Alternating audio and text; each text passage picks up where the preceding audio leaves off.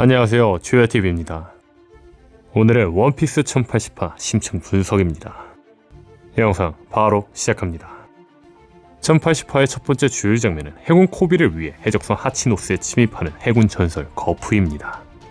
재밌는 건 전설의 여자 흰수염은 에이스가 해군에 잡히자 흰수염은 앞뒤를 생각하지 않고 해군 본부에 쳐들어갔습니다. 그리고 전설의 해군 거푸는 코비가 해적에게 잡히자 거푸는 앞뒤를 생각하지 않고 해적섬에 쳐들어갔죠.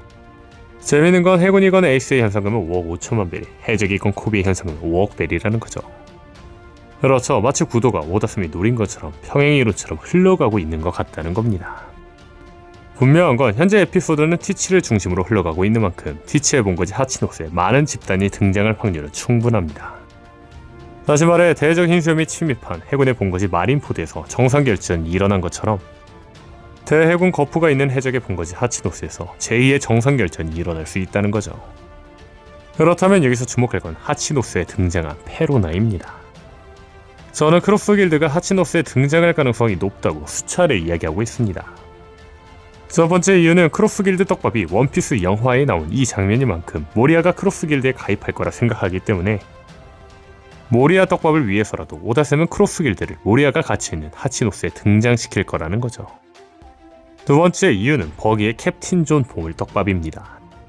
저는 버기가 캡틴 존의 보물에 유독 집착하고 있다고 주장하고 있는데 캡틴 존의 보물에 대한 단서가 해굴섬인 만큼 해굴섬인 하치노스에 버기가 등장할 거라고 이야기하고 있습니다.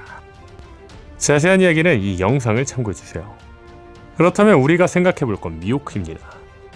사실 떡밥상 크로스 길드가 하치노스에 등장할 확률이 높다 해도 해굴섬 떡밥이 있는 버기를 제외한 미호크, 크로커다일이 하치노스에 등장한다기에는 명분이 없습니다. 물론 크로커다일은 어떤 목적에 따라 움직이는 자이기 때문에 하치노스에 목적이 있다는 명분만 있다면 등장할 수 있죠.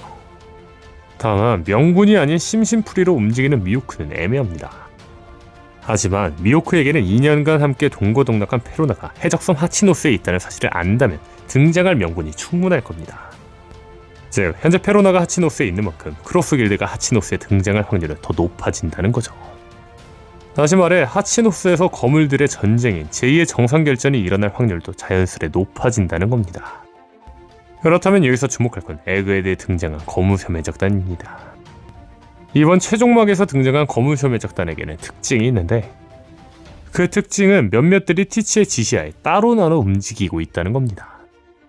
근데 그 움직임이 심상치 않은데 한 팀은 각성함의 원피스 위치가 적혀있는 포네그리프를 읽을 수 있는 사만족 푸딩의 납치, 또 다른 한 팀은 원피스의 위치가 적혀있는 로드 포네그리프 4분을 갖고 있는 로우 해적단 습격입니다. 그렇죠. 현재 검은섬 해적단은 원피스를 갖기 위해 각각 그룹을 나눠 움직일 계획을 실행하고 있다는 겁니다. 다시 말해 검은섬 해적단이 에그에드에 등장한 건 역시 원피스를 얻기 위한 계획의 일부일 확률이 매우 높다는 거죠. 다시 말해 이곳에서 검은섬 해적단은 고대 왕국에 대한 정보를 알고 있는 베가펑크 혹은 포네그리프를 읽을 수 있는 로빈을 납치할 거라는 거죠. 물론 티치가 노리던 사람 열매 모델 숲의 신으로 추정되는 초파도 가능하겠죠. 자세한 이야기는 이 영상을 참고해주세요. 다시 들어와 검은섬 해적단이 베가펑크, 초파, 로빈 어떤 누구를 납치한다면 밀짚모자 해적단은 이들을 따라 하치노스를 갈 겁니다. 즉 밀짚모자 일당도 크로스 길드도 거푸와 검은섬 해적단이 있는 하치노스에 오게 되면 진짜 제2의 정상결전이 시작되는 거죠. 다음 주 장면은 소드에 대해 설명하는 쿠잔입니다. 소드는 사표를 제출한 해군이며 명령을 무시하고 움직일 수 있는 유격대라고 했습니다. 그렇기 때문에 소드가 현재 사왕의 본거지에 쳐들어와 코비를 구하러 온 거겠죠. 그렇다면 우리가 생각해볼 건 소드와 함께 하치노스에 온 거푸는 소드일까입니다. 저는 개인적으로 거푸는 소드가 아니라고 생각합니다. 1061화에서는 소드의 정체가 조금 밝혀졌었습니다. 소드의 많은 인원들이 소개되었죠. 그런데 여기서 주목할 건 헤르메포, 히바리, 프린스는 소드라고 나왔는데 G14 지부에 함께 있던 돌중장 타시기는 소드라고 나오지 않았다는 겁니다. 그렇죠. 오다스미 굳이 소드 구분을 한 이유는 돌중장 타시기는 말 그대로 소드가 아닌 겁니다. 즉 G14 지부에 함께 있던 자들이라고 다 소드라고 말할 수는 없다는 거죠. 그렇다면 여기서 주목할 건 1071화소 G14으로 오는 거푸입니다. 해군 본부 G14에 있던 소드가 아닌 돌중장은 거푸에게 전력을 뺏지 말라고 합니다. 그리고 해군 돌중장은 말하죠. 당신 사왕의 섬에 싸움을 걸 생각이라면 위의 허가는 제대로 받은 거겠지? 분명한 건 이번 1080파에 나온 소드의 설명처럼 거프가 소드라면 허가를 받고 싸울 이유가 없습니다. 다만 거프가 사원과 싸우기 위해 허가를 받아야 된다는 건 거프는 소드가 아닌 해군이라는 거죠. 분명한 건 거프에게 가장 어울리는 대사는 1071화 속 도리 사원과 싸우면 허가가 필요하다라고 하자 응외지라는 대사입니다. 그렇죠. 거프는 소드라는 단체가 있다고 해도 굳이 들어갈 이유도 없는 자입니다. 그렇다면 우리가 생각해볼 건 소드의 수장은 누구일까입니다. 3년 전부터 이야기하고 있지만 역시 아카이누일 확률이 굉장히 큽니다. 가장 결정적인 건 아카이누 몸에 소드, 즉 검의 문신이 있다는 거죠. 게다가 이번 소드의 성격은 아카이누의 목적과 너무나도 비슷합니다. 이번 최종막에서 드러난 아카이누의 성격은 이번 1080화에서 밝혀진 소드의 성격과 너무나도 잘 맞는데 1064화에서 아카이누는 신세계 역에서 마샬드 티치와 트라파칼 로우가 교전 중이라는 보고를 받습니다. 다만 두 해적 간의 결착이 날 때까지 움직이면 안 된다는 결판되기 명령이 떨어진 듯 해군 본부에서 꼼짝도 못한 채로 해군 원수 자리가 답답하다고 신세한탄을 하죠. 그렇죠. 아카이누는 누구보다 자신의 정의를 위반하는 해군들을 처리하고 싶지만 해군이라는 조직이 있기 때문에 함부로 움직일 수 없다는 겁니다. 다시 말해 아카이누는 소드라는 집단의 필요성을 가장 잘 아는 자라는 거죠. 하지만 혹자들은 이야기합니다. 아카이누가 소드의 수장이라면 아카이누를 반대했던 코비가 어떻게 소드에 들어가냐. 아카이누에게는 또 다른 특징이 있습니다. 바로 뒤끝이 없다는 거죠. 드레스로자에서 후지토로가 본부에게 보고 안 하고 차지한 건에 대해 분노하며 후지토로와 이제는 더 이상 안 보일 정도로 아카이누를 부딪힙니다. 다만 이후 칠무의 폐지 후 후지토로와 아카이누는 전화통화를 하는데 누구보다 긴밀하게 이야기를 합니다. 이처럼 아카이누는 뒤끝이 없다는 겁니다.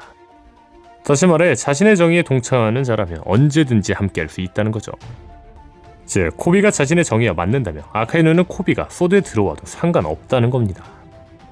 다음 주 장면은 소드의 쿠자쿠입니다. 여기서 주목할 건 쿠자쿠는 추루의 손녀라는 거죠. 그렇죠. 현재 해군의 핏줄이 이어지고 있다는 겁니다. 그렇다면 여기서 생각해볼 건 히바리입니다. 22년 10월 영상에서도 말했지만 해외 사이트 가수를 토대로 저는 히바리가 아카이누의 딸이라고 주장하고 있습니다. 그 이유는 히바리는 사투리를 쓰는 것처럼 보이는데 이 사투리는 히로시마 방언이라고 합니다. 근데 여기서 주목할 건 히바리가 등장하기 전 원피스 세계관에서 히로시마 사투리를 쓰는 자는 딱 한 명밖에 없었다는 겁니다. 그 자는 바로 아카이누죠. 게다가 결정적으로 아카이누의 가슴에 있는 꽃의 이름이 히바리라고 하네요. 다음 주 장면은 하치노스에 있는 시류, 피사로, 바스코샤, 사노한 울프입니다. 그렇다면 여기서 생각해볼 건 에그에 대해 등장한 검은색 배적단은 누구일까입니다. 현 시점으로 티츠와 바제스 도쿠큐 그리고 푸딩을 납치한 바노고는 포네그리프 사본을 갖고 있는 로우에게 시류, 피사로, 사노한 울프, 바스코샷은 하치노스에 있습니다.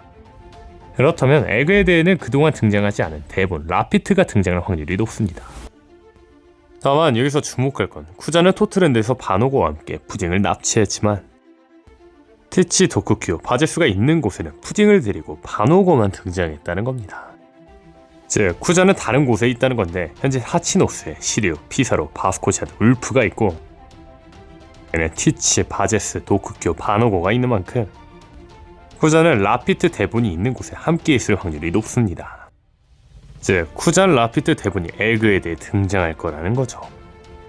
분명한 건 현재 제2의 오하라 사건이 에그에 대해 시작되고 있는데 오하라 사건 당시 쿠잔이 있었던 만큼 쿠잔이 에그에 대해 등장하는 건 충분히 의미가 있죠. 그렇다면 여기서 주목할 건 거프입니다. 이번 1080화 마지막 부분을 보셔서 알겠지만 거프의 강함은 역대급입니다. 솔직히 어떤 누가 와도 거프를 이길 거라 생각이 안 들죠. 하지만 현재 거프를 막을 수 있는 자 한 명이 있습니다. 바로 쿠잔이죠. 거프에게는 특징이 하나 있습니다. 그건 바로 정말 마음이 따뜻하다는 거죠. 거프는 해군이지만 해조강 로즈의 아들을 거두었으며 거프는 해군이지만 최영장을 망치려던 자신의 손자 루피를 제압할 수 없었습니다. 그렇죠. 거프의 약점은 이 마음이라는 거죠. 다시 말해 거프는 자신과 긴밀한 관계를 가지고 있는 쿠잔을 이길 수 없을 거라는 겁니다. 즉 쿠잔이 있다면 거프를 제압할 확률이 크다는 거죠. 아마 에그에 대해 가는 라피트, 쿠잔, 대본이 누군가의 납치를 성공하고 하치노스에 오게 되며 쿠잔이 거프를 제압하지 않을까 싶네요.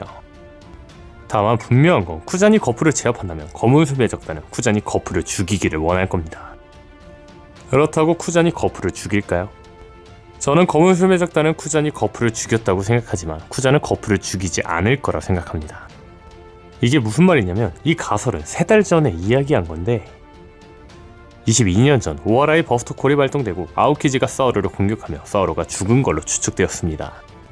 심지어 원피스 캐릭터 설정지 비브르카드에서 사우루가 죽었다고 나와 사우루는 당연히 죽은 걸로 예상되고 있었죠. 그런데 약 12년 만에 1066화에서 베가펑크에 의해 사우루가 살아있다는 사실이 밝혀집니다.